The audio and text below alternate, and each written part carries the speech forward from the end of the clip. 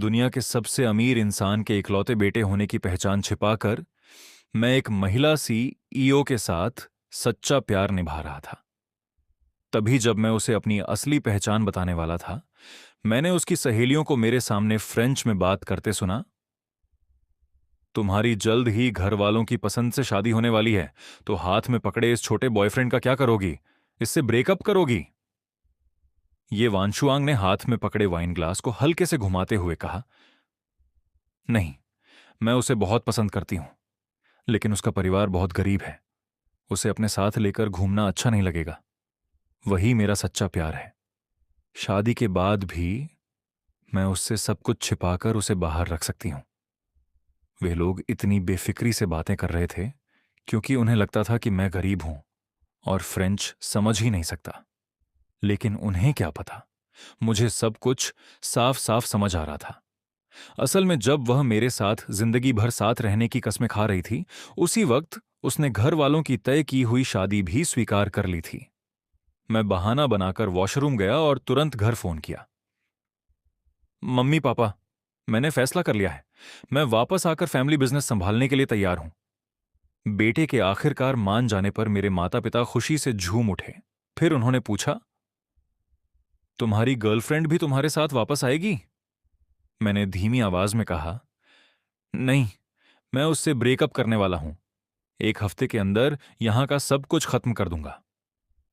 Phone रखने के बाद मैं वापस कमरे में आया।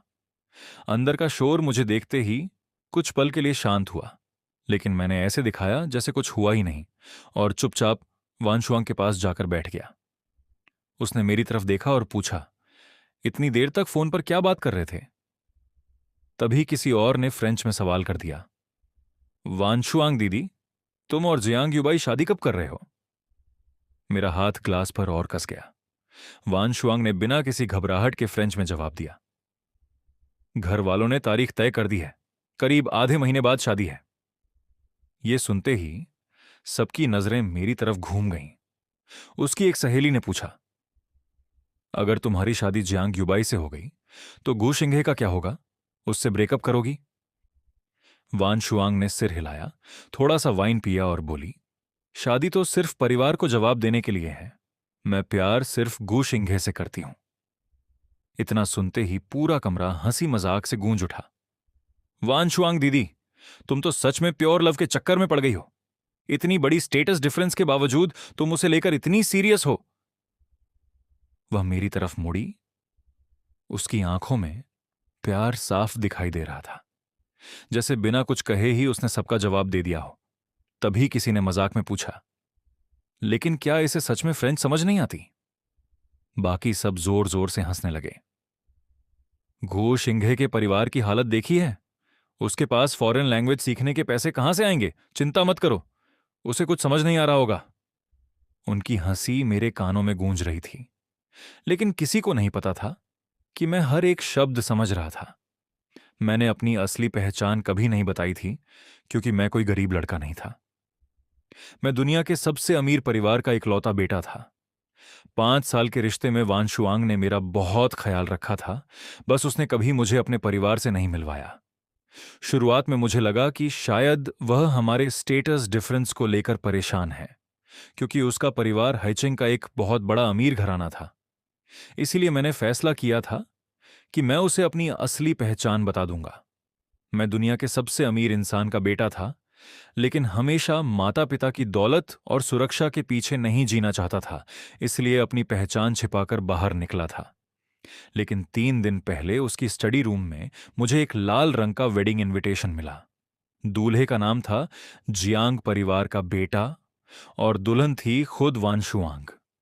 तब मुझे समझ आया कि जिस वक्त वह मेरे साथ प्यार और भविष्य की बातें कर रही थी, उसी वक्त वह घर वालों की तय शादी के लिए भी तैयार हो चुकी थी। एक तरफ वह मुझे प्यार से अपना हस्बैंड कहती थी और दूसरी तरफ अपने परिवार की पसंद के, अपने स्टेटस के बराबर और सबको मंजूर पति से शादी करने जा रही थी। उस पल मुझे लगा कि अब कुछ कहने की जरूरत ही नहीं है। अब वह शादी करेगी और मैं अपना फैमिली बिजनेस संभालूंगा। शायद यही हम दोनों का भविष्य है। कुछ देर बाद पार्टी खत्म हुई और सब लोग वहां से निकलने लगे। मैं सबसे पीछे चल रहा था कि तभी पीछे से किसी अजनबी की आवाज आई, गुदाशाओ ये। मैं अचानक रुक गया। पीछे मुड़कर देखा तो वह एक पुराना बिजनेस पार्टनर था, जो पहले मेरे पिता के साथ पार्टनरशिप करने के लिए लगातार कोशिश करता था। मैं अपनी पहचान सामने नहीं लाना चाहता था और सोच ही रहा था कि कैसे बात संभालूं। तभी वान शुआंग की एक सहेली ने मुझे ऊपर से नीचे तक देखा और हंसते हुए कहा, कौन सा दाशाओ ये गुशिंगे? इसके पूरे कपड़ों की कीमत मिलाकर 300 युआन भी होगी या नहीं? ये कैसे किसी बड़े घर का बेटा हो सकता है? क्या मजाक है? उसकी बात सुनते ही सब लोग हंसने लगे। उन्होंने फ्रेंच में नहीं बल्कि चाइनीज में बात की, इसलिए मैंने उनकी हर बात सुन ली, लेकिन चेहरे पर कोई रिएक्शन नहीं दिया। हालांकि वानशुआंग को गुस्सा आ गया। उसने उस लड़की को सख्त नजरों से देखा और इशारा कर दिया कि बस करो। लड़की तुरंत चुप हो गई और बाकी लोग भी धीरे धीरे शांत हो गए। वह बिजनेस पार्टनर भी वहां से चला गया। मैं और वानशुआंग पूरे रास्ते बिना कुछ बोले घर पहुंचे। घर पहुंचकर उसने शूज उतारे और अचानक बोली, आगे से मैं तुम्हें ऐसी पार्टीज में लेकर नहीं जाऊंगी। लेकिन मेरा चेहरा अब भी बिल्कुल शांत था, क्योंकि अब चाहे कुछ भी हो जाए, मेरा फैसला बदलने वाला नहीं था। मुझे उसके फ्रेंड्स सर्कल से निकाल दिया गया था, लेकिन मेरे चेहरे पर जरा भी बदलाव नहीं आया। मैंने बस इतना पूछा, क्या तुम्हें लगता है कि मैं तुम्हारे लिए शर्मिंदगी की वजह हूं? वह शायद मुझे गले लगाना चाहती थी, लेकिन मैं पीछे हट गया।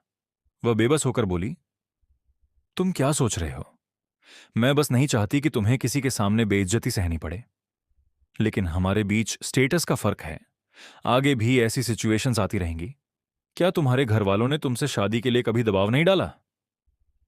मैं उसकी तरफ देखता रहा और उसकी आंखों में जरा सी भी घबराहट ढूंढने की कोशिश करता रहा। लेकिन शादी की बात सुनकर भी वानशुआंग बस एक पल के लिए ठिठकी और फिर सामान्य होकर बोली, शिंघे, तुम्हें बस इतना जानना है कि मैं जिस इंसान से प्यार करती हूं वो तुम हो। बाकी सारी प्रॉब्लम्स मैं खुद संभाल लूंगी।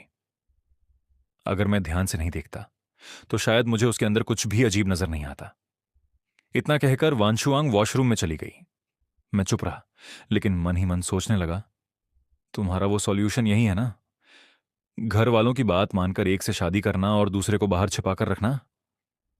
तभी बेड साइड टेबल की तरफ से नोटिफिकेशन की आवाज आई। वो वानशुआंग का फोन था। उसका पासवर्ड उसने मुझसे कभी नहीं छिपाया था, इसलिए मैंने आसानी से फोन अनलॉक किया और मैसेजेस खोलकर देखा। मैसेज जियांग युबाई का था। वानशुआंग, कल हमें दोनों परिवारों से मिलने जाना है। अगर आज तुम मेरे यहां नहीं रुकी तो क्या घर वालों को हमारी फेक मैरिज का सच पता नहीं चल जाएगा? मुझे पता है कि तुम अपने बॉयफ्रेंड से प्यार करती हो, लेकिन कम से कम इन कुछ दिनों के लिए मुझे थोड़ा सम्मान दे दो। उसकी बातें सुनने में भले ही बेचारी जैसी थीं, लेकिन मैं उसका असली मकसद समझ गया। पहले दोनों परिवारों का बहाना बनाकर उसे अपने साथ रहने के लिए मजबूर करना, और फिर यही बहाना धीरे धीरे और आगे बढ़ाना। लेकिन अब ये सब मेरे लिए मायने नहीं रखता था। मैंने जाने का फैसला कर लिया था। इसीलिए मैंने मैसेज को वापस अनरीड किया और फोन वहीं रख दिया। थोड़ी देर बाद वानशुआंग तैयार होकर बाहर आई।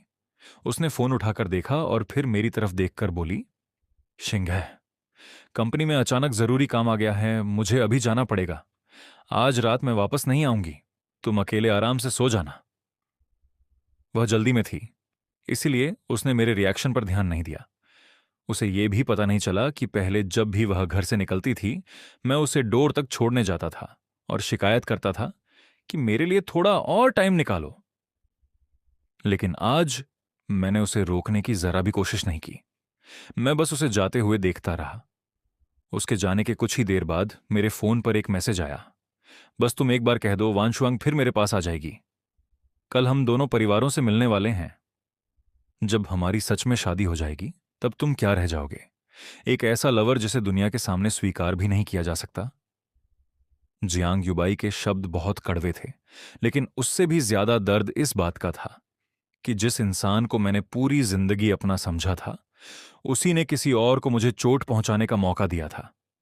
शायद वानशुआंग को नहीं पता था कि अगर मुझे वो वेडिंग इनविटेशन नहीं भी मिलता तब भी उसकी शादी का सच ज्यादा दिनों तक छिप नहीं सकता था, क्योंकि इनविटेशन मिलने के अगले ही दिन जियांग युबाई ने मुझे फ्रेंड रिक्वेस्ट भेज दी थी और इन दिनों लगातार मुझे चिढ़ाने वाली फोटोज भेज रहा था। कहीं वान शुआंग उसके साथ वेडिंग ड्रेस ट्राई कर रही थी, कहीं दोनों साथ में डायमंड रिंग चुन रहे थे, तो कहीं वेडिंग वेन्यू देखने गए थे। एक के बाद एक तस्वीरों ने मेरे दिल में उसके लिए बचा हुआ आखिरी प्यार भी खत्म कर दिया। उस रात वान शुआंग घर नहीं लौटी और मुझे इससे कोई फर्क नहीं पड़ा। अगली सुबह उठते ही मैं सीधे कंपनी गया और रेजिग्नेशन दे दिया। उसी दिन मेरी सारी फॉर्मेलिटीज भी पूरी हो गईं। लंच ब्रेक में मैं अपने कॉलीग्स के साथ नीचे खाना खाने गया। जब मैंने बताया कि मैंने जॉब छोड़ दी है, तो एक करीबी कॉलीग हंसते हुए बोला, आजकल वीडियोस में बहुत सुनने को मिलता है कि अचानक जॉब छोड़ने वाला एम्प्लॉई असल में फैमिली बिजनेस संभालने घर चला जाता है। शिंग है, तुमने भी इतनी जल्दी रिजाइन कर दिया? कहीं तुम भी फैमिली बिजनेस संभालने तो नहीं जा रहे?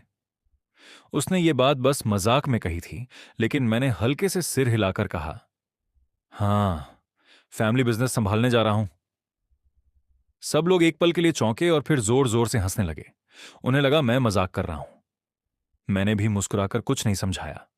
खाना खत्म करने के बाद मैंने अपना सारा सामान समेटकर बॉक्स में रखा और सीधे घर चला गया। जब मैं घर पहुंचा तो वान शुआंग भी वहीं थी। मुझे बॉक्स लेकर आते देखकर उसके चेहरे पर हैरानी आ गई। उसने पूछा, जॉब छोड़ दी? मैंने सिर हिलाया और बॉक्स लेकर रूम की तरफ बढ़ गया। वह तुरंत बोली, तुम्हें तो यह जॉब बहुत पसंद थी, फिर अचानक छोड़ क्यों दी? मैं एक पल के लिए रुका, उसकी तरफ देखा और मुस्कुराते हुए बोला, क्योंकि अब मेरे पास इससे भी ज्यादा जरूरी काम है।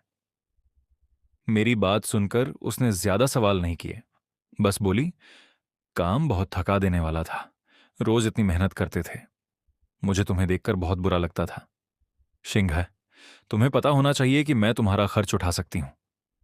मैंने सिर हिलाकर कहा, मैं किसी का सहारा बनकर नहीं जीना चाहता। वह तुरंत बोली, शिंगे, तुम मेरे लिए कोई बोझ नहीं हो। मैंने उसकी बात काटते हुए पूछा, आज तुम इतनी जल्दी घर कैसे आ गई? कंपनी नहीं गई? वह मुस्कुराकर बोली, हाल में काम बहुत ज्यादा था और तुम्हें टाइम नहीं दे पा रही थी। आज सोचा थोड़ा टाइम निकालकर तुम्हारे साथ रहूं। इतना कहते ही उसका चेहरा फिर से वैसा ही हो गया, वही प्यार करने वाली और मेरी हर बात मानने वाली गर्लफ्रेंड। उसने पूछा, आज क्या करना है? इटालियन फूड खाना है या मूवी देखनी है? आज तुम जो चाहो, मैं तुम्हारे साथ चलूंगी। अगर ये बात कुछ दिन पहले उसने कही होती तो शायद मैं खुशी से भर जाता। मैं जानता था कि वह एक बड़े बिजनेस ग्रुप की हेयर है और उसके पास हर दिन ढेरों काम होते हैं। ऐसे में मेरे लिए टाइम निकालना मुझे हमेशा इस बात का सबूत लगता था कि मैं उसकी जिंदगी में बहुत इंपॉर्टेंट हूं। लेकिन आज उसे देखते हुए मेरे मन में बस एक सवाल उठा, वो सच में काम में बिजी थी या वेडिंग की तैयारियों में? आखिर कोई इंसान एक तरफ किसी दूसरे आदमी के साथ शादी की तैयारी कैसे कर सकता है और दूसरी तरफ मुझे ये कैसे कह सकता है कि उसके दिल में सिर्फ मैं हूं? फिर भी मैंने उसका झूठ सामने नहीं रखा। आखिर अब कुछ ही दिन बाकी थे, उसके बाद मैं उसकी जिंदगी से हमेशा के लिए गायब हो जाने वाला था। मैंने सिर हिलाकर उसके सारे प्लान्स मना कर दिए और मन ही मन आखिरी कुछ दिनों को चुपचाप गुजरने देने का फैसला किया। आखिर मैंने उससे कहा, तुम मेरे साथ एक बार पूरा घर क्लीन कर दो। काफी सारी चीजें पुरानी हो चुकी हैं, उन्हें यूं ही संभाल कर रखने का भी कोई मतलब नहीं। कीवन शुआंग ने मेरी बात मान ली और काफी देर तक मेरे साथ मिलकर सामान साफ करती रही। लेकिन आखिर में जो चीजें मैंने अलग कीं, उन्हें देखकर उसके चेहरे का रंग बदलने लगा। वो सारी चीजें हमारे कपल आइटम्स थे, वाटर बॉटल से लेकर एक्सेसरीज, कपड़ों से लेकर स्लीपर्स तक। कभी हम दोनों ने इन्हें साथ में खरीदा था, लेकिन आज मैंने बिना किसी झिझक के एक एक करके सब कुछ डस्टबिन में फेंकना शुरू कर दिया। जैसे जैसे कपल आइटम्स कूड़ेदान में जाते गए, उसके चेहरे की मुस्कान भी धीरे धीरे गायब होती गई और आखिरी चीज भी डस्टबिन में जाते ही उसकी घबराहट छिपी नहीं रही। उसने आखिरकार पूछा, शिंग है, क्या तुम्हें कुछ पता चल गया है? मैंने शांत होकर कहा, मुझे क्या पता चलेगा? फिर मैंने उल्टा सवाल किया, क्या तुम मुझसे कुछ छिपा रही हो? मैंने उसकी तरफ देखा, लेकिन वह मेरी नजरों से बचने लगी और काफी देर तक चुप रही। आखिर में भी उसने मेरे सवाल का सीधा जवाब नहीं दिया। उसने बस मेरा हाथ पकड़कर कहा, शिंग है, चाहे कुछ भी हो जाए बस इतना याद रखना, मैं तुमसे प्यार करती हूं। मैंने हल्की सी मुस्कान दी, लेकिन कुछ नहीं कहा। घर की क्लीनिंग खत्म होने के बाद भीखी वान शुआंग ने मुझे डेट पर ले जाने की जिद की। मुझे डर था कि अगर मैंने फिर मना किया तो उसे शक हो जाएगा, इसीलिए इस बार मैंने मना नहीं किया। वह मुझे खाना खिलाने ले गई, फिर मूवी दिखाई और आखिर में हमारी कार एक ऑक्शन हॉल के सामने जाकर रुकी।